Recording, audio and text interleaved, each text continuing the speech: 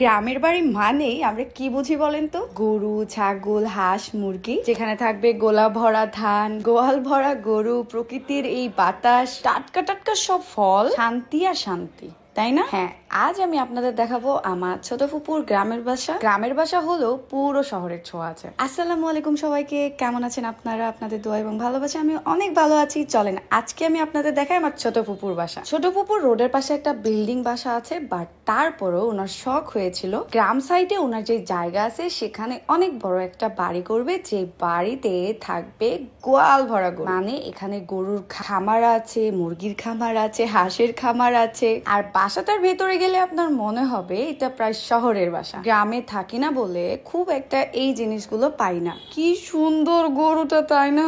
যাই হোক, আমার তো অনেকক্ষণ আদর করতে ইচ্ছে করছিল। এবার আপনাদের দেখায় ফুপুর বাসার ছাদ থেকে কত সুন্দর বিল দেখা যায়। যদিও বিলের মাঝখান দিয়ে এখন রাস্তা তৈরি হচ্ছে, কারণ অনেক কিছুই আপডেট হচ্ছে সময়ের সাথে সাথে। এত গরমের মধ্যে আমি পুরো অস্থির হয়েছিলাম, কিন্তু যেই ছাদের ওপর উঠে যাই আর এত সুন্দর বাতাসে একদম প্রাণটা জুড়িয়ে যায়। ফুপুর এই শখের বাসাটা গ্রামে হলেও একদম শহরের মতো দেখতে। এখানে প্রায় 180 পুন আওর বলে আমাদের এলাকায়, সেটাই শুকানো হচ্ছে। আর আমি এখানে এটাই বলছিলাম যে এত রোদের মধ্যে কি কষ্ট করে কাজ করছে সবাই। এখানে আমার ফুপুরাও কাজ করছিল, কত কষ্ট করে গ্রামের মানুষ, তাই না? আমার পছন্দের একটা ফল হলো জাম। টাটকা টাটকা গাছ থেকে পেরে আনা জাম খেলাম। এরপরে আমার ফুপুর আবদার পূরণ করতে এই সোফা কাভার নিয়ে যাই। আমার বাসার সোফা কাভার দেখে ফুপু বলেছিল সেম টু সেম আমারও লাগবে, নিয়ে এসে দিবি। শহরের থেকে এখন গ্রামের মানুষই বেশি আপডেট। ফুপুর বাসার সোফাটা আমার অনেক পছন্দের। এটা যখন ফুপু কেনে তখন আমাকে সাথে নিয়ে গেছিল। আমার ফুপু কাঠের জিনিস কিনতে অনেক পছন্দ করে, খুব শৌখিন একজন মানুষ, তাই শখ করে এই সোফা কাভারটা নিয়েছে।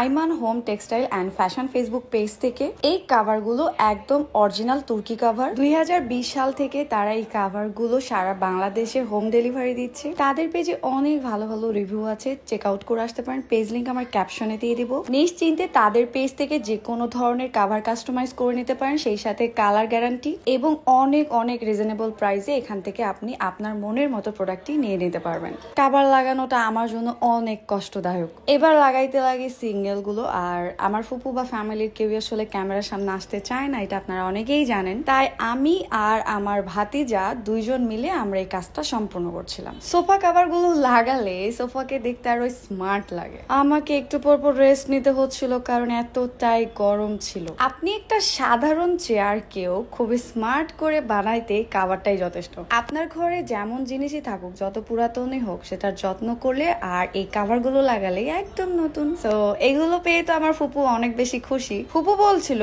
দেখ আমার বাসা শহরের থেকে কম কি? আসলেই কম কিছু না, পুরো শহরের মতোই ফুপুর বাসা, যেখানে ফুপু নিজের মতো করে বাসা তৈরি করেছে। এত সুন্দর একটা রান্নাঘর ছিল, মাটির চুলাতেও রান্না করার জন্য চুলা আছে। বাসার মধ্যে ঢুকলে আপনার মনে হবে শহরের বাসার মতোই, আবার বাইরে থেকে দেখলে মনে হবে এটা গ্রামের বাসা। ফুপু অলওয়েজই ওয়াশরুম এবং গোসলখানা দুইটা আলাদা করতে পছন্দ করে, তাই ঠিক নিজের মনের মতো করে এভাবে সেপারেট করে নিয়েছে। এটা ফুপুর রুম অনেক বেশি সুন্দর, বাট তালা দেওয়া, তাই আর দেখাতে পারলাম না। আরেক রুমে তো কাভার লাগাইলাম, যেটা ছিল ড্রয়িং রুম বা গেস্ট রুম। এইটা ছিল ফুপুর বড় ছেলের রুম। আর এই বাসাটা এত ঠান্ডা, অনেক গরমেও এই বাসাতে গরম লাগে না।